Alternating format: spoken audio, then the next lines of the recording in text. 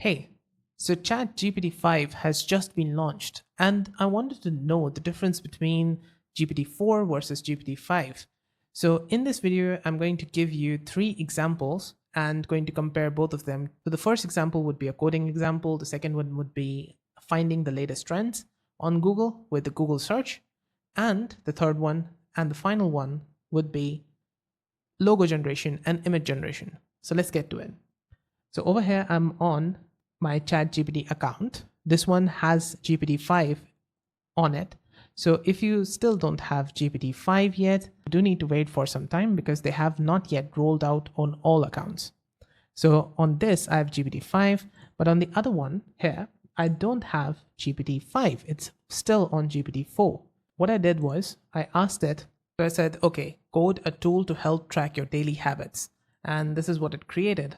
Create that React plus Tailwind app so I can view it in the browser. And what happened was it was missing a semicolon. So I said, okay, it has an error missing semicolon. So the GPT-5 has thinking built into it. So you do not need to just go over here on plus icon and say think longer. You can do it, but it has thinking built in. So it's going to think for 14 seconds and then it said, okay, good catch. And I'm going to make it again. And there you go. It has now wrote the complete script with the semicolon fixed. Here, I'm going to click on edit and then click on run code to check out the app. And there you go. This is what GPT-5 has created for us. And let's say I type in test here and I can add it. I can also remove it from here. So everything is working fine. Comparing GPT-5 coding capabilities to GPT-4, let's go over here in track daily habits. The same thing. Code a tool to help track your daily habits. This is what it created. I asked it to create a web-based version, so React plus Tailwind, and I'm going to open it in Canvas and click on Run Code to check it out. The GPT-5 version had more stuff in it. The GPT-4 feels like bare bone. Like here, I can type in test. It does create it, but in GPT-5, it has a lot more going with it, like the last 7 days, the progress, the checklist, and a lot more. Like I could do a reset and all that. So on it, I can click here. I think I cannot remove this. So yeah, like the initial coding capabilities, GPT-5 is much ahead. And like they say, that GPT-5 has PhD level thinking in it. Yeah, I think it has. Next, I told it to find me the latest trends in technology.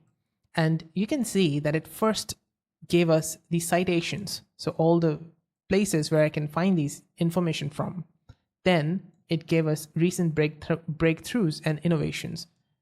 At first number, it's GPT-5, launch and advances in generative AI. All right. As we go down, there's a broader tech trends for 2025 and summary as well. Now, if we compare this to GPT-4, I go to the technology trends. The citations, the further reading on today's tech news is actually at the end. There are sources here. And if I scroll up, there's a quick summary table. There's artificial intelligence and agentic AI. Here are some of the most trending and emerging technology based on August 2025. Looks great, but if we compare it to GPT-5, it gave us more information in it. And I think maybe it's just because GPT-5 is new, I think that it writes better. GPT-5 writes much better compared to GPT-4. It sounds human. Don't you think? All right, for the third test, the last test, we're going to generate a logo. So I'm going to go here in the GPT-5 first and ask it to generate a logo for us in a 4x4 grid, but it did one grid, that's fine.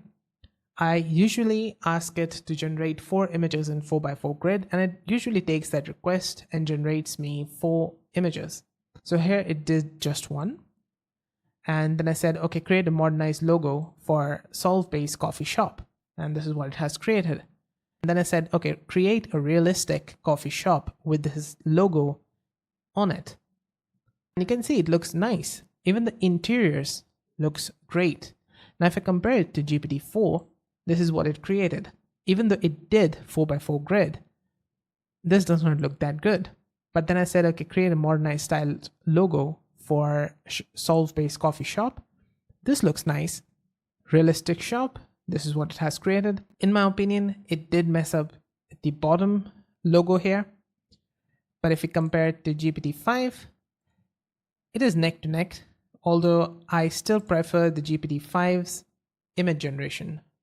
And yeah, I think that's it. And to be honest with you, I think GPT-5 has much more going for it. As they say, it's a PhD level expert in your pocket. I hope this video helped solve a problem. If it did, let me know with the like and comment. And on the right hand side, you can find more ChatGPT related tutorials. So see you there and bye for now.